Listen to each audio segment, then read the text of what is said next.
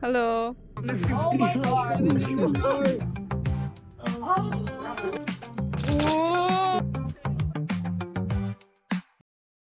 Hi there, guess what? The past days will literally break a whole year of hard work and rebuild it from scratch. We have been testing the game with so many players, collecting tons of feedback, smashing more bugs than we can count, and somehow ended up building with a whole new mode. And we can't wait to show you.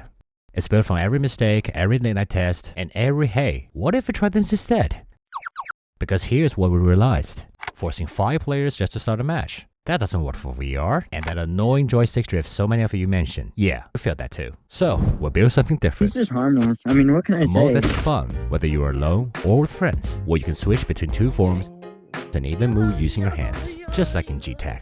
Our inspiration came from a popular multiplayer horror game called Repo. Its explore and collect mechanics felt really engaging, and that whole gravity-based, physics-driven interaction styles fits VR perfectly. So we took that as our foundation and started building a small-scale pick-up-and-play exploration mode. Alright, so to make sure everyone feels fresh, we had to make the map completely different each time you play.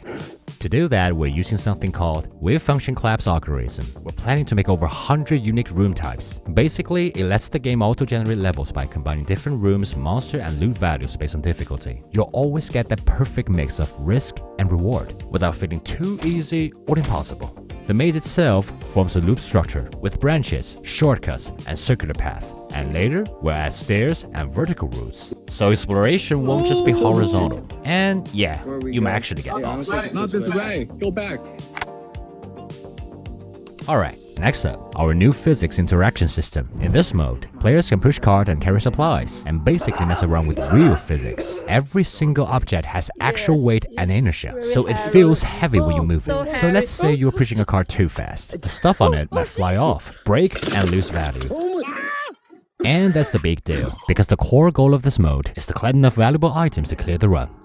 So to fix that chaos, we changed how the physics work. We made the cart, items, and players share the same force system, and added hinge joints inside the carts to lock everything in place. Basically, no more chaos explosions every time you hit a wall. We also brought back the iconic noodle on mechanic from Repo. You know, that stretchy thing that lets you grab stuff from a distance.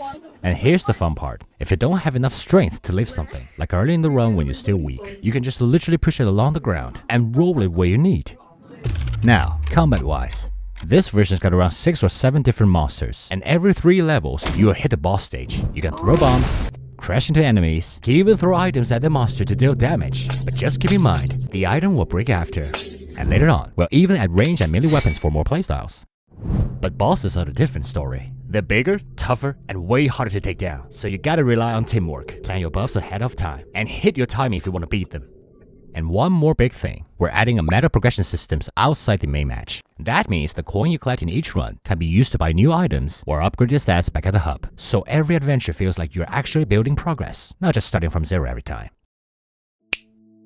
When we talk about the art style, we have to start with the game world itself. From the very beginning, we had this image in mind, a group of alpacas deceived by an organization, forced to journey through a series of abandoned worlds. They must search for the lost relics, gather resources, but the organization wants them to keep working, so they're basically in cosmic debt, forced to hustle for freedom, one treasure at a time.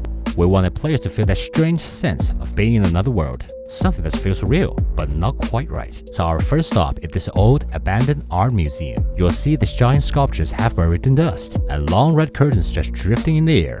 It's calm, but kind of alive in a strange way. That eerie, dreamlike atmosphere became the foundation of our art direction.